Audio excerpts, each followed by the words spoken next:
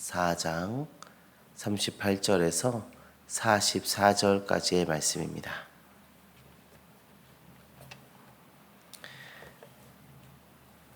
이 시간 함께 보실 하나님의 말씀 열왕기하 4장 38절에서 44절을 우리 한 절씩 교도하여 읽도록 하겠습니다.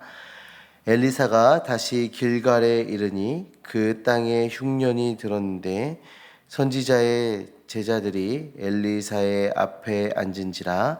엘리사가 자기 사환에게 이르되 큰 솥을 걸고 선지자의 제자들을 위하여 국을 끓이라 하매 한 사람이 제소를 가려 들 포도 덩굴을 만나 그것을 들 호박을 따서 옷자락에 채워 가지고 돌아와 썰어 국 끓이는 솥에 넣되 그들은 무엇인지 알지 못한지라. 이에 퍼다가 무리에게 주어 먹게 하였더니 무리가 국을 먹다가 그들이 외쳐 이르되 하나님의 사람이여 솥에 죽음의 독이 있나이다 하고 능히 먹지 못하는지라.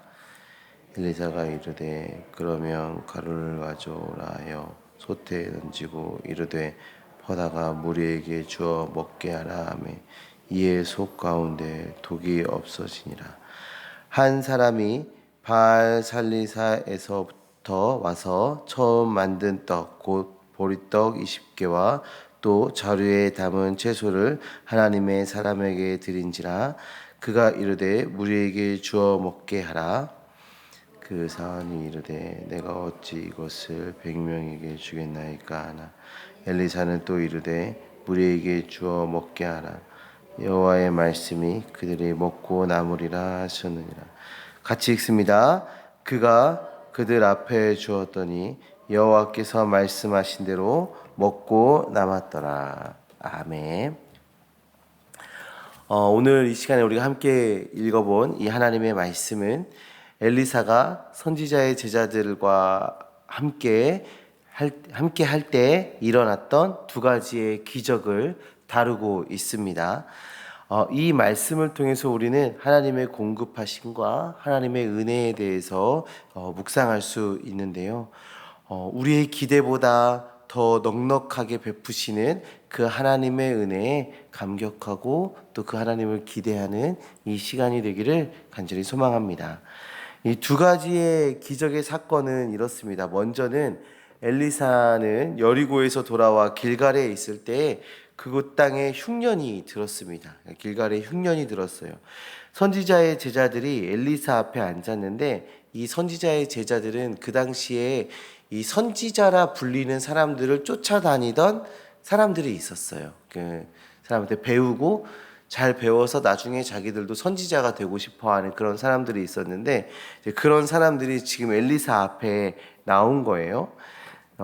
지금 엘리사는 하인을 시켜서 그들을 먹이기 위해서 큰 솥을 걸고 국을 끓이게 했습니다. 그런데 그 중에 한 사람이 들에 가서 야생 덩굴 하나를 따왔는데 그 식물이 독이 있었던 것이죠. 엘리사는 밀가루를 던져서 독을 없애고 사람들에게 안전하게 먹였습니다. 이게 첫 번째 사건의 이야기고요.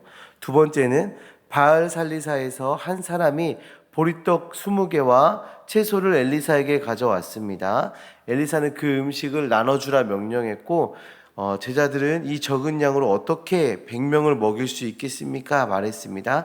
그러나 엘리사의 기도와 함께 그 떡은 모두에게 나눠주고 남기는 그 역사를 보게 된 것입니다. 이게 두 번째 사건이에요.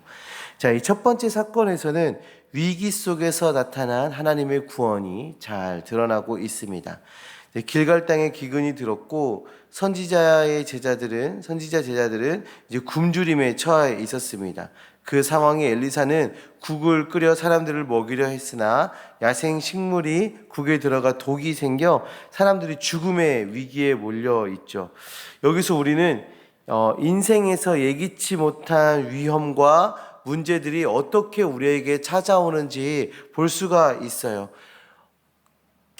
가뭄이 왔어요. 기근이 왔어요.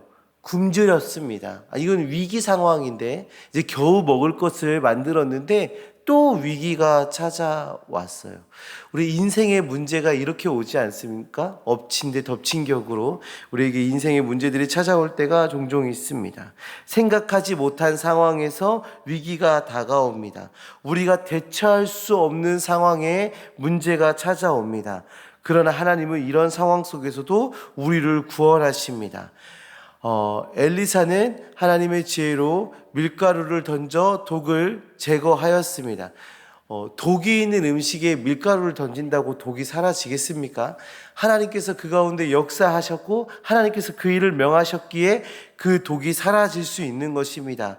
그리고 모든 사람이 안전하게 그 음식을 먹을 수 있게 되었습니다. 하나님은 우리의 일상 속에서도 우리의 생명을 지키며 그런 위험 가운데에서 우리를 건지시는 분이심을 기억하셔야 돼요. 하나님의 방법으로 하나님의 뜻대로 우리를 지키시고 보호하십니다. 사랑하는 성도님들, 하나님께 우리의 삶을 내어 맡기시기 바랍니다.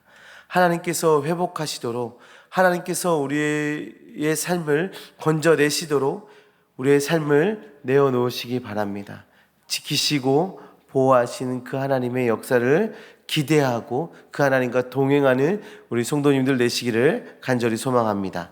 이어지는 두 번째 사건에서 엘리사는 한 사람이 바친 보리떡으로 100명을 먹이게 됩니다.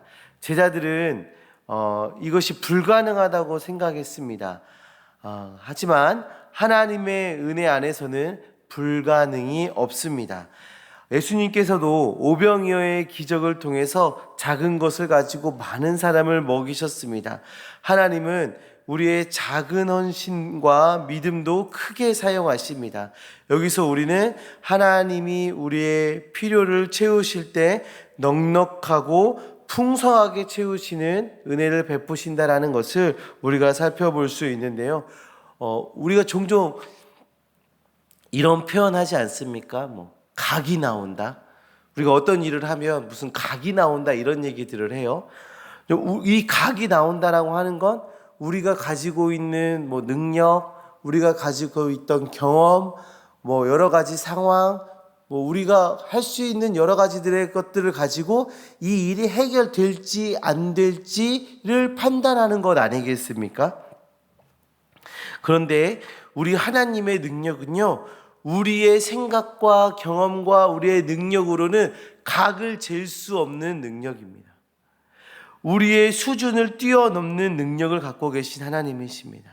하나님의 능력은 우리의 생각과 기대를 뛰어넘으십니다. 하나님이 우리의 삶을 채우시길 소망하시면 우리가 생각하고 우리가 기대하는 것보다 크고 넉넉하게 채워가실 것입니다. 하나님의 그 능력, 하나님의 그 의지, 하나님의 그 마음을 우리가 생각하시면서 하나님의 은혜를 구하며 하나님을 바라보며 나아가는 우리 성도님들 되시기를 간절히 소망합니다. 이 두 개의 기적은 엘리사의 믿음과 순종을 통해서 일어났습니다. 엘리사는 위협 앞에서도 작은 것 앞에서도 하나님의 능력을 믿고 행동했습니다.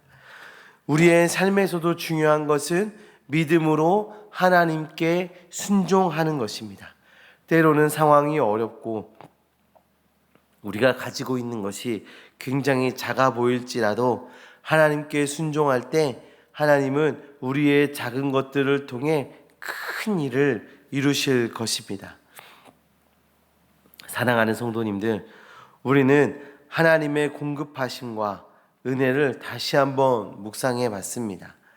하나님은 우리의 위기 속에서도 우리를 보호하시고 우리가 가진 작은 것들을 통해서도 놀랍게 역사하시는 분임을 말씀을 통해서 확인했습니다.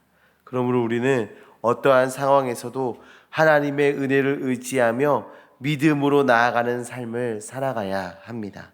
그런 삶을 살아내실 때 그런 삶을 살아내시는 주님의 자녀들 되시기를 간절히 소망합니다. 오늘 우리 하루의 삶 속에 또 이번 한 주간의 삶 속에 하나님을 바라보고 우리의 아주 작은 것으로도 크게 역사하시는 그 하나님을 기대하며 그 하나님과 동행하는 주님의 자녀들 되시기를 간절히 소망합니다. 우리 시간 함께 기도하셨으면 좋겠는데